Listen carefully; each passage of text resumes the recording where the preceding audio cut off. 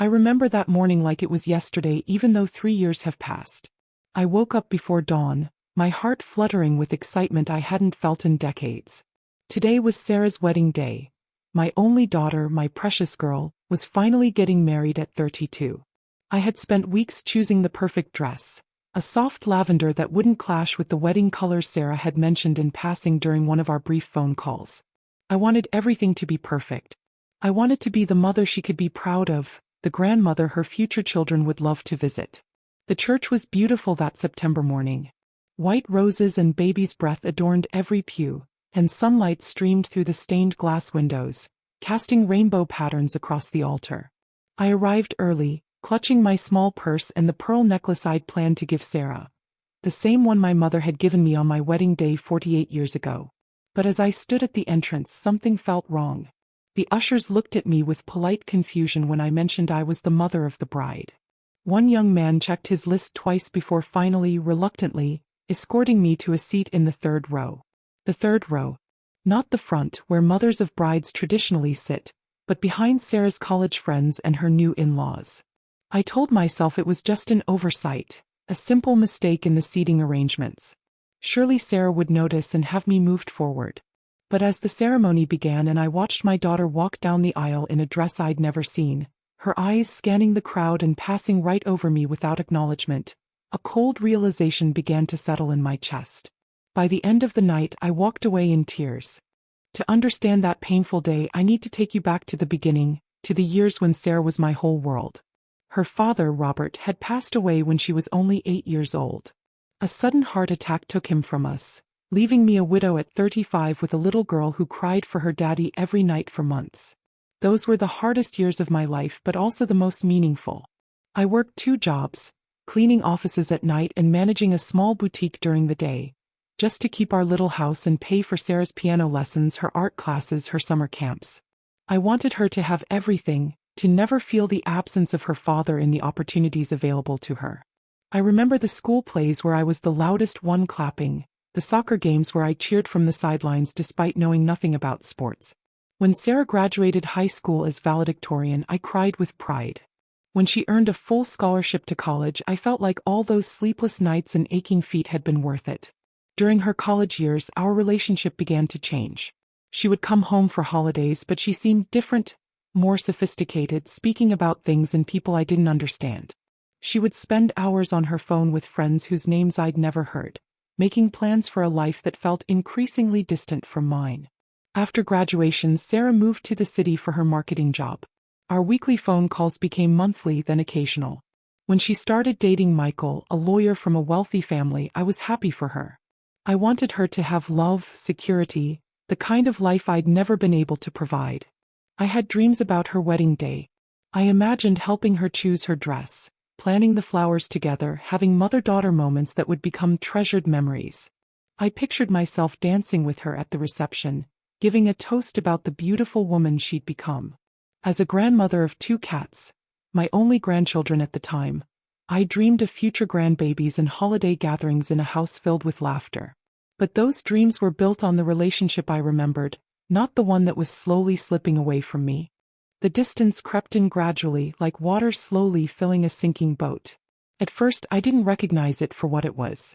I told myself Sarah was just busy building her career, adjusting to city life, navigating a serious relationship.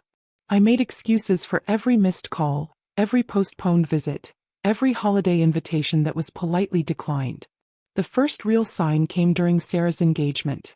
I found out about it not from her, but from a neighbor who saw the announcement in the newspaper. When I called to congratulate her, Sarah seemed surprised that I'd seen it. "Oh, Mom, I was going to call you," she said, but her voice carried an odd distance, as if she were speaking to an acquaintance rather than the woman who'd raised her. I offered to help with wedding planning, my heart full of hope and excitement. I imagined shopping for dresses together, tasting cakes, choosing flowers, all the things I'd dreamed about since she was a little girl playing bride with my old curtains as a veil. But Sarah's response was polite and vague. "Thanks, Mom, but Michael's family has some great connections. We've got it all under control." The months that followed were filled with small cuts that grew deeper over time. I would ask about the guest list and be told it was still being finalized. When I inquired about the venue, I received one-word answers. My suggestions for flowers or music were met with, "We're going with something more modern, Mom.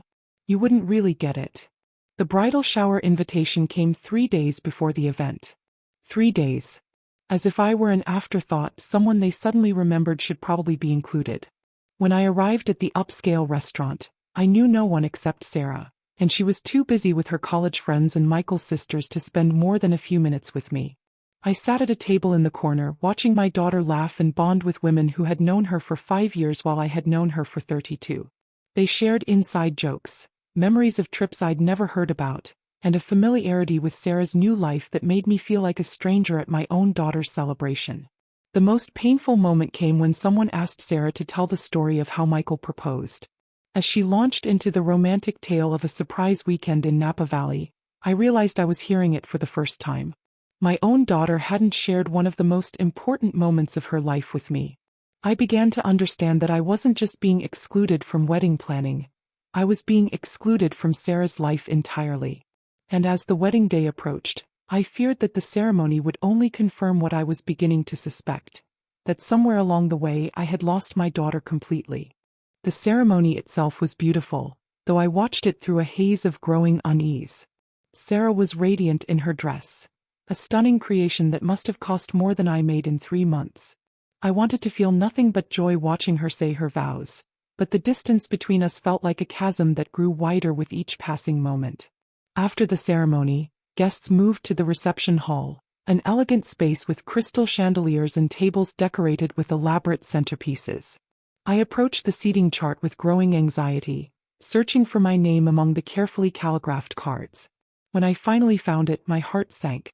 I was seated at table 12 in the back corner of the room, with people I didn't recognize, distant cousins of Michael's family and a few neighbors from Sarah's childhood that she barely remembered. Table 1 was reserved for the wedding party. Table 2 housed Michael's parents, his siblings and their families. Tables 3 through 5 were filled with Sarah's college friends, her co-workers and Michael's extended family. I was surrounded by strangers while my daughter celebrated with people who had become more important to her than the woman who had raised her alone. But the moment that truly broke my heart came during the speeches. Michael's father spoke eloquently about welcoming Sarah into their family, about the bright future ahead of them. Sarah's maid of honor shared funny stories about their friendship and adventures together. Michael spoke lovingly about Sarah's ambition, her intelligence, her ability to fit seamlessly into his world. Then Sarah stood to give her own speech and I held my breath, waiting for some acknowledgement, some small mention of the woman who had sacrificed everything to give her the foundation for the success she was celebrating. She thanked Michael's parents for their warmth and generosity. She thanked her friends for their support and love. She thanked her college professors, her mentors, even her boss.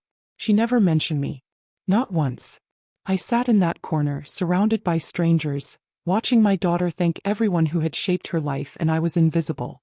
32 years of bedtime stories, scraped knees, school projects, worry, pride, love, and sacrifice, all of it erased in that moment of public gratitude. The pain was so sharp it took my breath away. I felt as if I were disappearing, becoming smaller and smaller until I was nothing more than a shadow in the corner of my own daughter's most important day. The tears came then, hot and unstoppable, and I knew I couldn't stay any longer. I couldn't pretend that this was just an oversight, that Sarah would realize her mistake and make it right. I gathered my purse and quietly made my way toward the exit, hoping no one would notice the mother of the bride leaving her own daughter's wedding reception with tears streaming down her face. I slipped out through the side door of the reception hall, my heels clicking softly on the marble floor as I walked away from the sound of laughter and celebration. No one followed me. No one even seemed to notice that the mother of the bride had disappeared. The September evening was cool and I hadn't brought a jacket. I stood in the parking lot for a moment, looking back at the warm light spilling from the windows, listening to the distant sound of music and joy. My daughter was in there, dancing her first dance as a married woman, surrounded by everyone who mattered to her. And I wasn't part of it. The drive home was a blur of streetlights and tears. I kept the radio off, needing the silence to process what had just happened. How had I become such a stranger to my own child? When had I stopped being important enough to deserve a place at the family table, a mention in her speech, a moment of her attention on the most important day of her life? I pulled into my driveway and sat in the car for a long time, unable to face the empty house that suddenly felt like a monument to my failure as a mother. The lavender dress that I'd chosen so carefully was wrinkled now, and my makeup was smudged from crying. I looked like what I felt, like someone who didn't belong. Inside, I went through the motions of getting ready for bed, but sleep was impossible. I sat in my kitchen with a cup of tea that grew cold while I tried to understand where everything had gone wrong. I replayed years of conversations, searching for the moment when Sarah had started to pull away, when I had become more of an obligation than a beloved parent. I thought about the pearl necklace still sitting in my purse, the family heirloom I'd planned to give her. My mother had given it to me with tears in her eyes, telling me it was a symbol of the unbreakable bond between mothers and daughters. I had treasured it for decades, saving it for the moment when I could pass it on to Sarah with the same love and ceremony my mother had shown me. But there had been no moment for that kind of intimacy. No quiet mother-daughter conversation, no acknowledgement of the role I'd played in shaping the woman she'd become. The necklace would go back into my jewelry box, another broken tradition in a relationship that seemed to be unraveling completely. The weight of being a mother, really being a mother, not just giving birth but pouring your whole heart and soul into another person for decades, suddenly felt unbearable. I had given everything I had to raise Sarah, to give her opportunities and love and support. And somehow, in achieving everything I'd hoped for her, I had lost her completely. As dawn broke outside my kitchen window, I finally understood that this wasn't just about one painful day. This was about accepting that the daughter I had raised, the relationship I had treasured, the dreams I had nurtured, all of it belonged to a past that Sarah had outgrown and left behind. In the days that followed the wedding, I found myself moving through my house like a ghost, touching the remnants of Sarah's childhood that I'd never been able to put away. Her high school trophies still lined the bookshelf in what used to be her room. Photo albums filled with dance recitals, birthday parties, and Christmas mornings sat dusty on my coffee table. The refrigerator still held her graduation photo, now 3 years old, where she smiled brightly in her cap and gown. I had kept this house as a shrine to motherhood, to the years when I was the most important person in someone's life. But looking at it now, I realized I had been clinging to a relationship that had evolved beyond my understanding. While I was preserving memories, Sarah was building a new life. I began to see the truth I'd been avoiding for years. Sarah hadn't deliberately set out to hurt me or exclude me from her life. She had simply grown into a woman whose world was bigger than the small town where she was raised, whose ambitions required her to become someone I didn't fully recognize. The sophisticated, successful woman at that wedding wasn't trying to reject her past. She was just living in her present. My mistake had been in believing that all the love I'd poured into her would naturally result in the kind of close, dependent relationship I'd always dreamed of.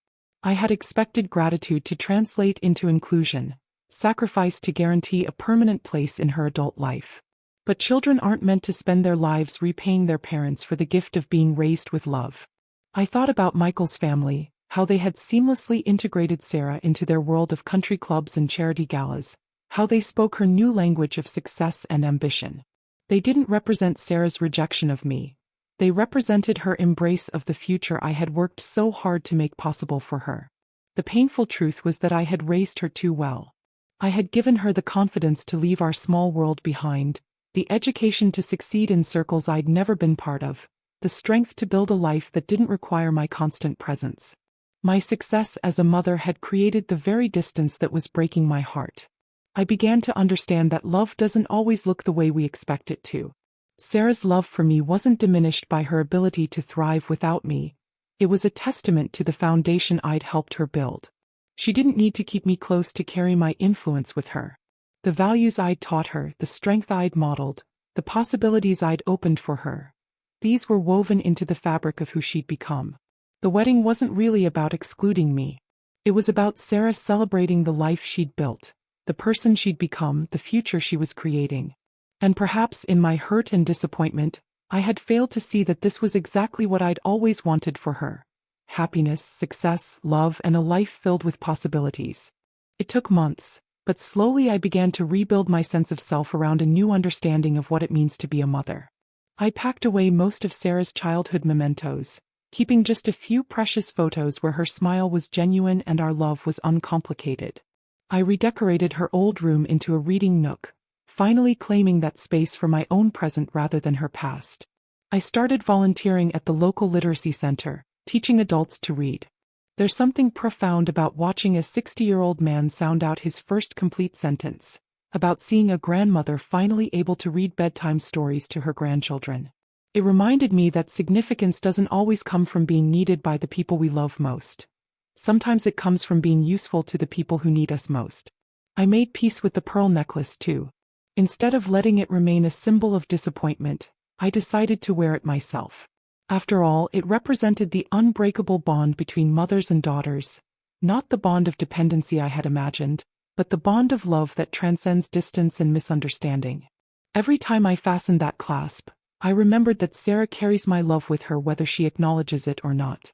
I stopped waiting for phone calls and started calling Sarah occasionally, not to insert myself into her life but to share mine. I told her about my volunteering, about the books I was reading, about the small adventures I was finally allowing myself.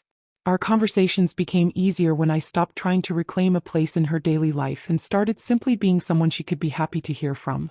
The most surprising discovery was how much life I had left to live for myself. At 75, I was still healthy, still curious, still capable of growth and change. I had spent so many years defining myself as Sarah's mother that I had forgotten I was also Margaret, a woman with her own interests, her own friendships, her own capacity for joy that didn't depend on anyone else's approval or attention. I learned to find dignity in letting go, strength in stepping back, and love in allowing Sarah to live her life without the weight of my expectations. I realized that the most generous thing I could do as her mother was to release her from the obligation to make me feel valued and important. My worth couldn't depend on her gratitude or her inclusion. There's a quiet strength that comes from knowing you've done your job well enough that you're no longer needed. It's different from the fierce love of raising small children, but it's love nonetheless, mature, selfless, and ultimately more peaceful than anything I'd experienced before. If my story has touched your heart, please subscribe. Life teaches us that love sometimes means letting go, and that the greatest gift we can give our children is the freedom to become themselves, even when that means becoming someone we don't fully understand. Thank you for listening to an old woman's story. May you find the courage to love without conditions and the wisdom to know when holding on becomes holding back.